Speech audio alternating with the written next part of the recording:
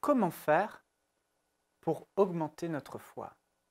Lorsqu'on lit les récits de Jésus dans les Écritures, on voit sans cesse que Jésus reprochait aux autres de ne pas avoir assez de foi. Il reprochait à ses disciples, pourquoi manquez-vous de foi? Ayez foi en Dieu. Et constamment il dit, ta foi t'a sauvé. Je n'ai jamais vu une telle foi, même en Israël. Et c'est toujours la foi, la confiance que l'on met en Dieu, cette ferme assurance que l'on a que Dieu va nous exaucer, qui fait que ces personnes avaient le miracle, obtenaient le miracle dont ils avaient besoin.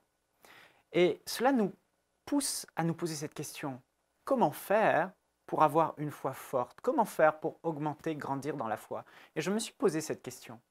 Et au moment où je me suis posé cette question, j'avais noté sur une feuille les 3 choses qui faisaient que ma foi pouvait être solide. Parce qu'en fait, la foi, c'est simplement l'absence de doute. Quand le doute ne vient pas, c'est que vous êtes dans la foi. Mais quand le doute se mêle, c'est que vous n'êtes plus dans la foi. Donc, la vraie question qu'on pourrait se poser, c'est comment ne plus douter? Ça revient à la même chose. Et j'avais noté 3 choses. Et ce qui est étonnant, c'est que ce jour-là, ma femme est venue. Et vous savez, je ne suis pas un as du ménage à la maison. Et quand je fais le ménage, je ne le fais pas très bien. Et elle est venue et elle m'a dit, de toute façon, Michael, je ne te demande même pas de faire le ménage parce que je doute en ta capacité à m'écouter. Je doute en ta capacité à faire le ménage et je doute en ta volonté de faire le ménage. Et quand elle m'a dit ça, j'ai fait « Quoi? Tu peux répéter ce que tu viens de dire ?» Elle dit « Je doute de ce que tu m'écoutes quand je te demande de faire le ménage. Je doute que tu veuilles vraiment faire le ménage et je doute que tu puisses bien faire le ménage. » J'ai dit « Mais chérie, c'est exactement les 3 points qu'il nous faut pour ne plus douter. Tu doutes que je vais faire le ménage quand tu me demandes de faire le ménage, tu n'as aucune confiance en moi. Et pourquoi tu n'as pas confiance? Parce que tu doutes que je ne t'écoute pas. Tu te dis, est-ce que je t'écoute réellement? Tu te dis, est-ce que je peux réellement bien le faire? Et est-ce que je veux donc, quand tu me demandes de faire le ménage, tu n'as aucune conviction. Et c'est réellement ce que j'avais noté sur ma feuille.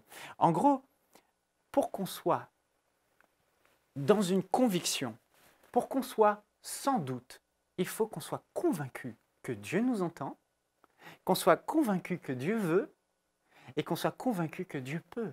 Frères et sœurs, si nous arrivons à grandir dans ces 3 axes, être convaincu que Dieu nous entend quand on prie, être convaincu que Dieu veut, et là c'est l'œuvre de la croix, frères et sœurs, quand on réalise que Dieu nous a tellement aimés, nous a tant aimés, qu'il a donné son Fils Jésus mourir sur cette croix pour nous bénir, on réalise que Dieu veut et que c'est la volonté. Donc la révélation qu'on a de l'œuvre de la croix, plus elle sera grande, plus on n'aura plus aucun doute. Oui, Dieu veut me bénir. Oui, Dieu veut que je sois en bonne santé. Oui, Dieu veut que j'ai la vie éternelle. Il n'y a plus de place au doute. Et la capacité de Dieu, quand on médite sur ce que Jésus fait, sur la grandeur de Dieu, sur sa puissance, sur sa création, quand on voit la puissance de Dieu dans la parole de Dieu, on commence à grandir dans cette révélation. Alors là, on est convaincu que Dieu peut. Donc je ne sais pas quelle situation vous traversez aujourd'hui, quel miracle vous avez besoin, mais si vous voulez bannir le doute de votre vie, il va falloir être convaincu que Dieu vous entend quand vous priez, que Dieu veut vous exaucer et que Dieu peut vous exaucer. Imaginez-vous, vous allez vers votre patron aujourd'hui dans votre entreprise et vous lui demandez une augmentation. Vous seriez tout hésitant et sans conviction, ou vous n'aurez aucune assurance qu'il va vous donner votre augmentation si déjà, pendant que vous lui parlez, vous ne savez même pas s'il va vous écouter parce qu'il fait d'autres choses. Vous ne pouvez pas être dans la foi, vous êtes dans le doute. Si vous ne savez pas qu'il veut vous augmenter, et si vous ne savez pas si l'entreprise a les moyens de vous augmenter. Mais par contre, si vous savez que votre patron est à votre écoute, si vous savez que votre patron veut vous augmenter avant même que vous ne lui demandez, et si vous savez avant que vous ne lui demandez qu'il peut vous augmenter, qu'il a les moyens et qu'il a les finances, alors là, vous arrivez devant lui avec beaucoup d'assurance et aucun doute en vous.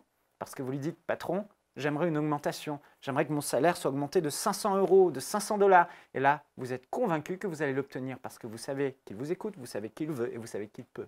Frères et sœurs, je vous encourage aujourd'hui, méditez la parole de Dieu. Grandissez dans ces 3 axes et votre foi sera solidifiée et le doute ne viendra plus. Soyez bénis au nom de Jésus.